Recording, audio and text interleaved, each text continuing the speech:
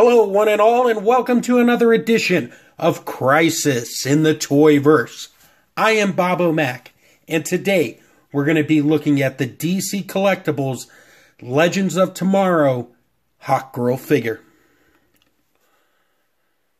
Right out of the box, I have to say I like this figure. I enjoy this figure, but I'm not in love with this figure. This figure doesn't break my heart. But it doesn't make me jump in the air and go, "Yay, I got a new action figure." She is a very welcome addition, don't get me wrong. But she kind of sucks. Not horribly, just a little bit. So I'm going to go ahead and talk about the pluses and the minuses, and we'll go from there.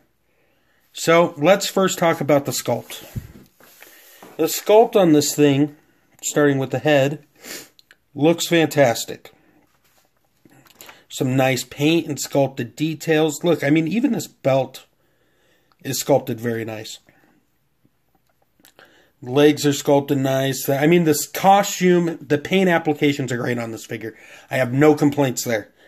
Even her boots, all done very nicely. No peg hole, unfortunately. And here's the back. Oh my gosh, she's got 2 holes in her back. Who's been messing with my figure? Actually, nobody has. That's for the wings, which I'll talk about in a bit. So, that's the plus. Being honest with you, the sculpt is the plus. Let's talk about articulation, which is my biggest gripe about this figure. So, the head can look up a fair amount. I would like a little more since she is a flying figure, but hey, whatever.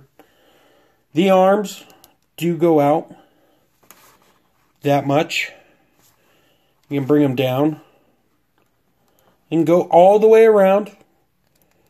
She's got a single bend. Yeah, it's a single bend in the elbow, but it's a nice amount.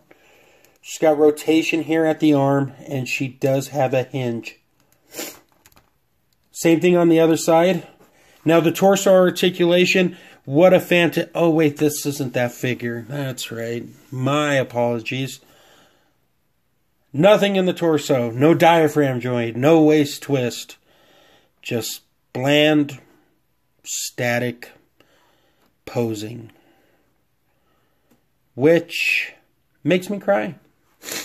No, I'm not going to cry again. I've already done that once on camera. It is a big disappointment, I'm not going to lie. But what can you do? That's DC Collectibles and their deal with the devil, aka Mattel. In terms of the lower body, since we don't have the waist, her legs can go out that much. I'm afraid to take it any further. They can kick up that much. They can go back. Not really at all. Now, if you'll notice the lack of a thigh cut, you aren't going blind because there isn't one. It's okay, though. We'll get by, crew. We'll get by. She does have... It looks like it's frozen. Oh, no, there we go. A double bend in the knee, which is nice. But it's kind of pointless when you don't have any thigh action here. And she's got a swivel in the boot. And that's it. No hinge, no rocker, no nothing. Sorry, allergies, folks. So, for all of those articulation junkies, I hate to say this, but you're going to be sadly disappointed. Like, throw yourself off a cliff disappointed. Because it's not there. It does have some. It'll look nice on a display. You can get some poses out of it. Not a lot, but you can get some. So, now that I've covered articulation, let's go over accessories, shall we? Alright, let's talk accessories. You have a set of open hands, a set of gripping hands, and a set of closed-fisted hands. You have a nice mace here, which is... Let's see if we can get the camera to focus. Sculpted and painted nicely. It looks like it's got a little bit of a wash on it. So, that's pretty cool. And we got her wings, which are sculpted nicely. And they do have some articulation in them, which is a bonus since this figure really doesn't have much articulation. And let me find the figure here. Bring her back in. And to plug these in, there's a slot in her back. Just do that. And then you do it again. And then we flip her around and do the Watusi. And now I need to zoom out a bit. So, here are her wings. I have had some issues where it's loose and it drops down. But they do bend, so you can get a wide variety of posing out of that. So, it's not horrible, like I said. The only other issue I have is it makes her top heavy. So, I stick her back up. Move the camera back in position here.